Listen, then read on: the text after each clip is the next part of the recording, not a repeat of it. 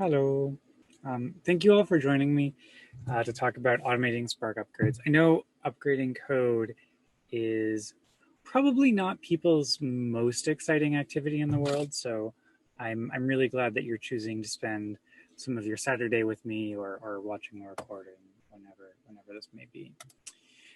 So my name is Holden. My pronouns are she or her. I have it tattooed on my wrist, but it got kind of fucked up. Uh, it got kind of screwed up when I was in a motorcycle crash, and they opened up my wrist to fix it up.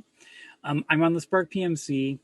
If you don't know what a PMC is, it's like a committer with tenure, except like it's a really shitty version of tenure because there's no guarantee you get paid. It's just really hard to get rid of me. And in addition to Spark, I contribute to a lot of other open source projects. I really love open source, and that's sort of what I do for fun. I've worked at a whole bunch of different places. Actually, right before we went live, I started talking about sort of how I came to Spark, and that ended up being I had been intern at Microsoft, and then Amazon, and then I went to Foursquare, and then I learned Scala, and then I went to Google, and distributed systems are cool, and then I started working on Spark, and then I ended up going to Databricks. I'm a co-author of a few different books. Some of them are about Spark. Some of them are not. That being said, I get the highest royalties for high performance Spark. So I think everyone should buy several copies of it. And in fact, if you've forgotten to buy your loved ones a Valentine's gift, nothing says I love you quite like 3 copies of high performance Spark. Um, Alternatively, Kubeflow for machine learning, if your loved ones aren't as into distributed systems. You can follow me on Twitter. Lately, it's a lot of complaining about living in America, especially health insurance. The slides from the talk are going to go on my slide share. And one of the other things that I try and do is open source live streams. And that's just because I think open source is a really wonderful community, and I want to try and encourage more folks to get involved. And so you can watch my live streams there. I'm really glad that Danielle thinks high performance Spark is rather amazing. That's really solid. You can check out my GitHub, all the codes there, and I've got a bunch of my related Spark videos in this YouTube playlist. Oh yes, that's a good one, Jim. Put the Spark back in your relationships this year by buying high performance Spark. Um, so in addition to who I am professionally, I'm trans, queer, Canadian in America on a green card as of last year. Before that, I was in H-1B and part of the leather community. And I think this is important for us to talk about, especially in the data space. I think it's really important that we have diverse communities involved in building data and machine learning applications to ensure that we catch things early. And diverse opinions are really key to that. And so if you're working in an open source project or in your team and you look around and everyone looks kind of like you, or you realize you're working with the same 6 friends you've had from college with maybe very similar experiences, maybe this is just a reminder to like go out and try and broaden the communities that you work in. And I think we'll all be better for it. And for one thing, like I can bring maple syrup to the party, so that's solid. So we're gonna talk about like upgrading Spark and why does this matter? This matters because Spark changes, APIs get deprecated, and eventually removed. In Spark, we try and not do it so aggressively, although I'll talk about that in a little bit. The other one is community splits are expensive, right? And so like upgrading from Spark 2 to Spark 3, that's nowhere near the same kind of change as upgrading from Python 2 to Python 3, but you can end up with a bifurcated community if it's difficult to upgrade. And this is also because I don't want to backport my code to Spark 2.4 for the rest of my life, right? Like I wrote a bunch of really awesome, fun Kubernetes features, and then it's just like, oh, I have to backport all of this stuff. And like, that's not fun. But I'll do it. But I really want people to upgrade so that I have less like boring work to do. The last point is surprise cake, and I am super stoked about the surprise cake. Uh, as I was, waiting for the session to go live, I found out that our dear friends sent me and my wife Carolyn some surprise cake, and so we're gonna definitely finish on time so that I can go ahead and eat some surprise cake. I'm really hoping that it's tasty. Either way, I get cake. So this is a good day. I hope you all get some cake, surprise or otherwise. Now, if we were doing this in like in-person audience, I would ask for a raise of hands. Instead, what we're going to do, and I understand there's about a 30-second delay, is I really want you to share, if you are using Spark, what version of Spark you're using. And we'll hang out here and we'll look at my amazingly adorable puppy. His name is Timbit. Actually, Timbit, come on. Hey, baby. Timbit. No, okay. He doesn't want to come. Oh, Timbit, come on, baby. Come on. Yeah, all the way, all the way. I'm gonna go get a snack. And we.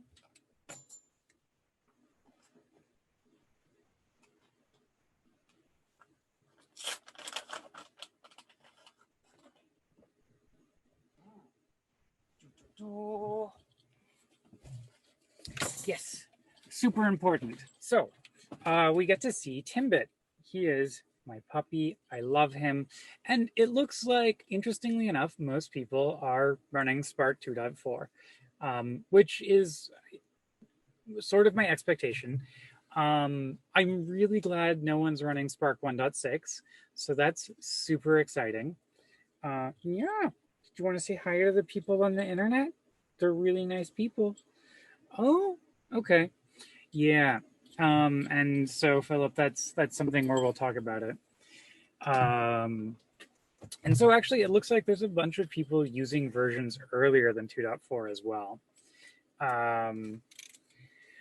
So that's interesting. But we can certainly see that like people aren't upgrading to the latest version. And I did a sort of informal conversation about this with some folks, and we'll look at the things that keep people from using the latest version. So I have a problem. Upgrading is hard. Let's fix it with computers, right? And so there's this wonderful blog post by Steve Yegi entitled "Dear Google, Your Deprecation Policy is Killing You." And he wrote about how he worked on building Grok at Google, which is a source code understanding engine that facilitates automation and tooling on source code itself. And so in the blog post, he talks about how having these tools make it easier. Oh, actually, Dom, Spark is not just locked on Scala 2.10 anymore. It's really, really big thanks to the Lightbend folks for their contributions there. But yeah, so this sounds familiar, right? Grok, maybe we can use tools like this to help people upgrade. There is the fact that the title of the blog post had "killing you" in it. That doesn't sound like great, but we'll just sort of put that aside and focus on solving the interesting technical problem to start with, and then worry about like whether or not that was a problem worth solving later, like good engineers. So what are the open source sort of equivalents of Grok? So there's Scalafix in Python. There's a whole bunch of different options. There's 2.3, Python Modernized, Rope, Bowler, etc. There's GoFix. A non-language specific version is called SourceGraph. And if you're interested in this, there's some SourceGraph talks from Strangeloop that I would really encourage you to check out. So if you've got like Java code or something, definitely check that out. So most of these have interesting names. A lot of them seem to be created initially to upgrade language versions or otherwise like fix minor issues in your code, right? And that's, that's good, right? There is some, perhaps, these tools, right, like Python modernized 2 to 3, like it it definitely means that they're probably more focused to the sorts of people who are upgrading language versions than necessarily upgrading libraries per se, but it's okay. Oh yes, and yes, Python, for a language that says there's one true way to do it, certainly has many interesting one true ways to do it. So how does this relate to Spark? We deprecate and then delete a lot of stuff. Generally, we try and aim for binary compatibility, but I think it's really, really important to look at this list of exceptions. Oops, sorry. And so here, Spark 3.1 excludes, that's a lot of stuff. Not even released. So Spark 3.0, and that's the major version. But like, this is taking up quite a lot. So there's a lot of removing old deprecated items.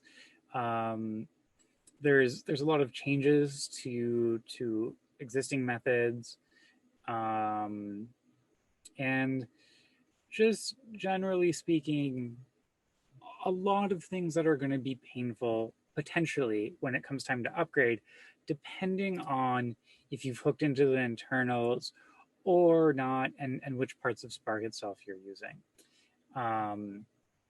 Yeah, okay, yeah. And so we see a whole bunch of removed deprecated setters from tree regression and classification models. So if you were using, regression and classification tree models, like you probably need to upgrade your code a little bit. Keeps going.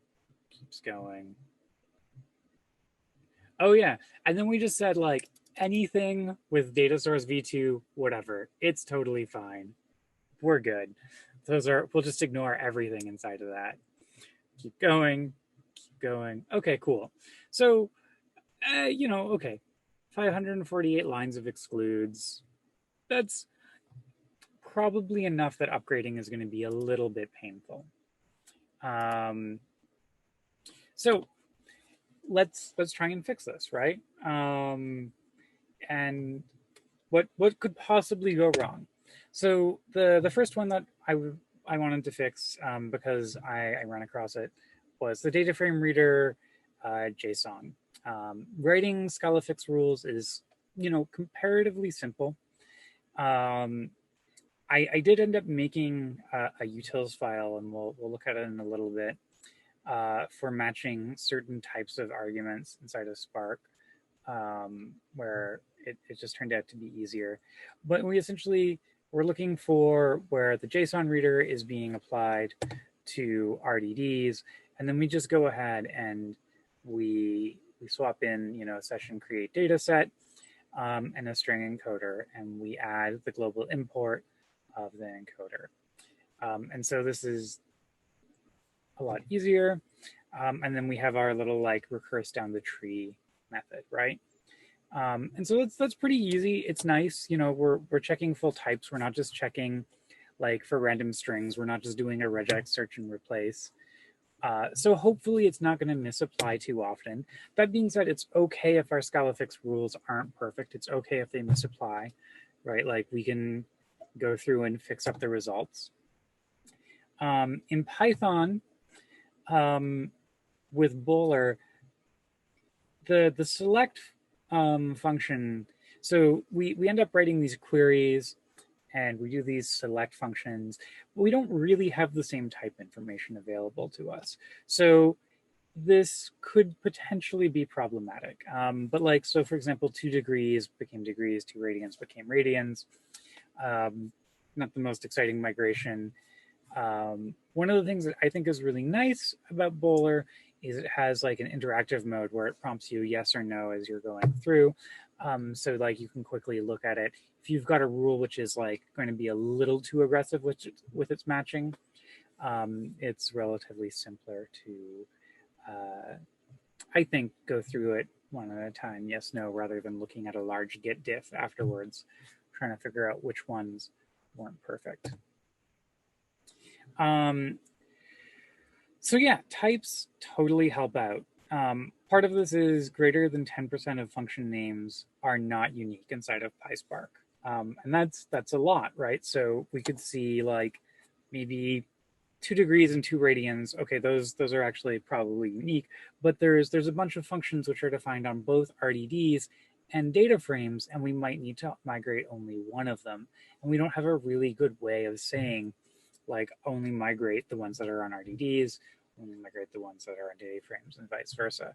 Whereas in Scala, right, if we look back at our rule, it's a little bit easier to, you know, specify the full types and actually do nice migrations based on that. The other one that comes up is like, if you're using PySpark with pandas, then things get even more complicated.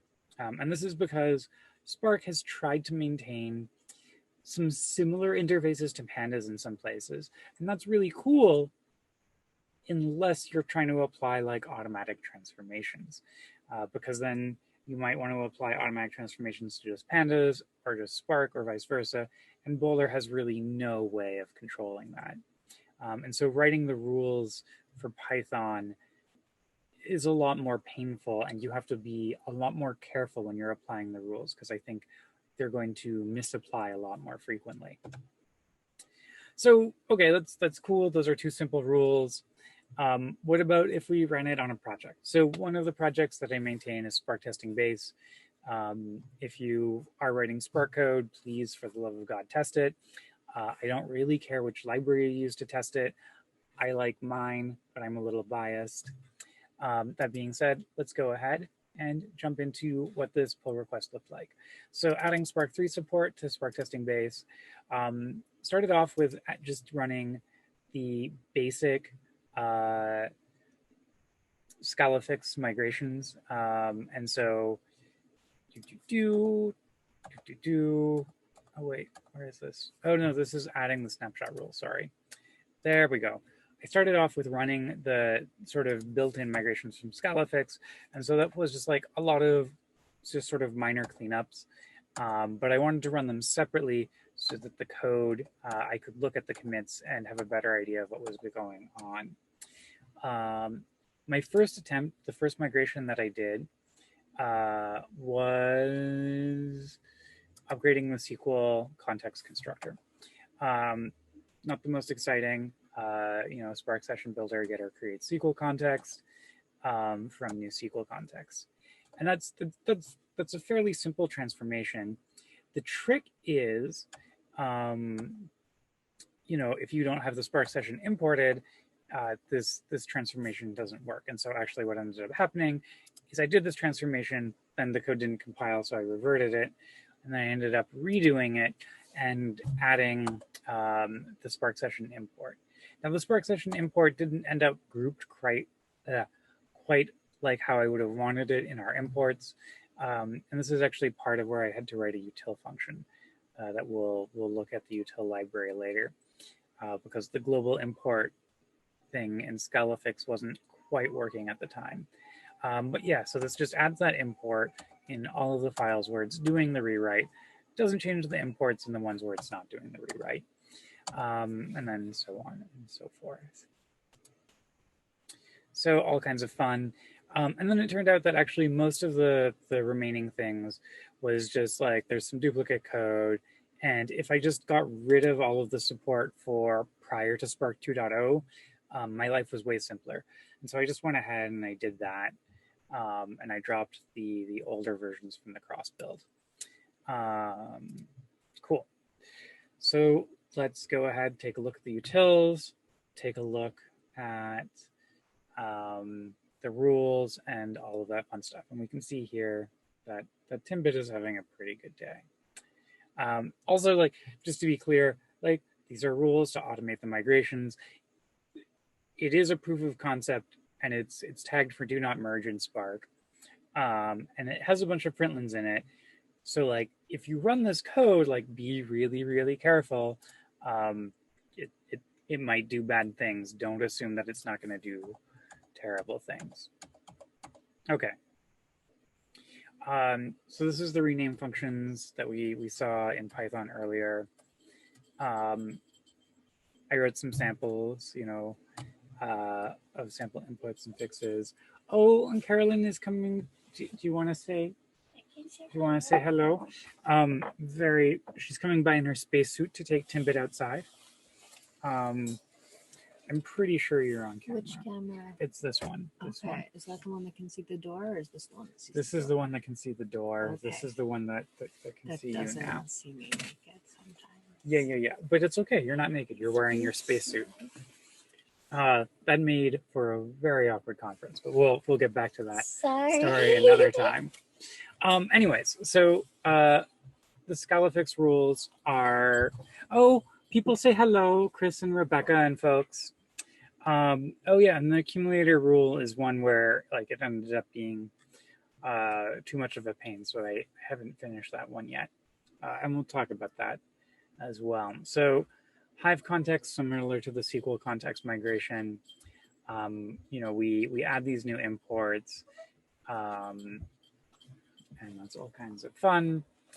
And we'll go past the examples of code that we're going to change because it's not. There we go.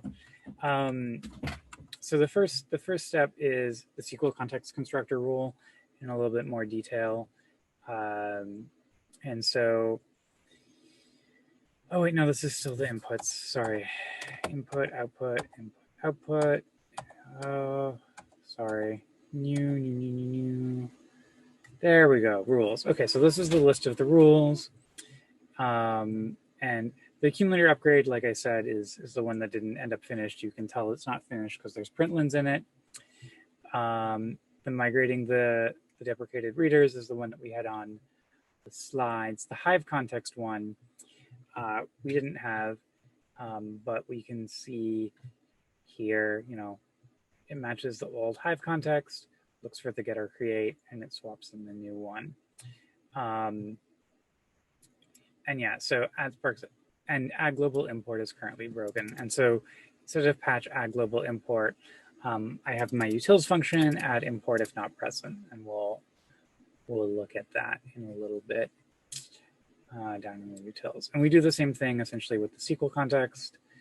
And then, so inside of the utils, there's some things that I ended up writing just because I found them easier. One was to find the Spark context name. And the other one that I thought was useful is add import if not present. And there is a function inside of Scalafix which is supposed to add an import if it's not present. In my experience, that didn't work, and it just always added the import and added the import multiple times. And so this just parsed all of the imports and tried to handle wildcard imports. It doesn't handle rename imports or anything fancy like that. But it looked to see if the import was not present and added it. Yep, all kinds of fun. And then our rule seat, which just runs those inputs and outputs through the transformations and makes sure that they work. Okay, let's go back. Rockin'. So I would not be a very good person if I didn't warn you about where this doesn't work. And so as you maybe read in the chat earlier, and similar to the results that I found when I asked people what was blocking them from upgrading, is things like Elasticsearch. And so when the dependencies themselves aren't upgraded, we can't really automatically apply this to the source code of our dependencies, right? Our dependencies are published as jar files, so we can't automatically upgrade them. Like we could, of course, clone, upgrade, and push, but like it's not there. Programming language version change. One of the things talking to folks is there's a lot of Scala 2.11 code out there, and our resources are focused on 2.12 forward migrations, but there's not a lot of things to automate to 11 migrations. And so Scala version change was the number 2 reason blocking Spark upgrades for folks. And API changes, like what we can actually fix with this, was the 3rd most common reason.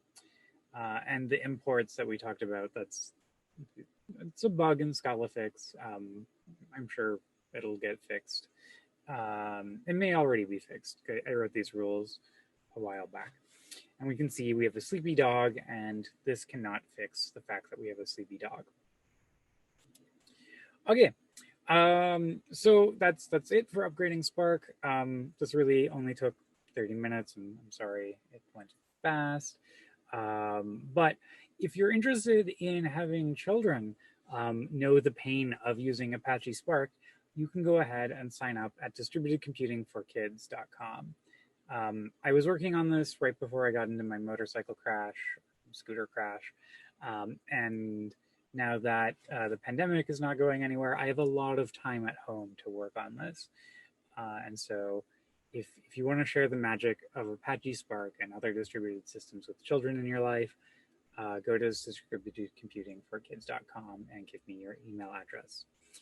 And there's actually an early draft, and I promise I have someone else to do the illustrations besides the person who did this initial sample that looks like the elves are having a interesting trip. And so we'll get, or gnomes, we'll make sure the next design is less creepy and does not scare your children away from distributed systems. Okay, so that's really it for the material that I had prepared. And so go ahead and I can take questions from Discord, or we can, I don't know if we can move over to, oh, I'm very glad that Chris thinks this will beat the original terrifyingness of the German fairy tales. But yeah, so that's it. If anyone has any questions, I would love to hear them.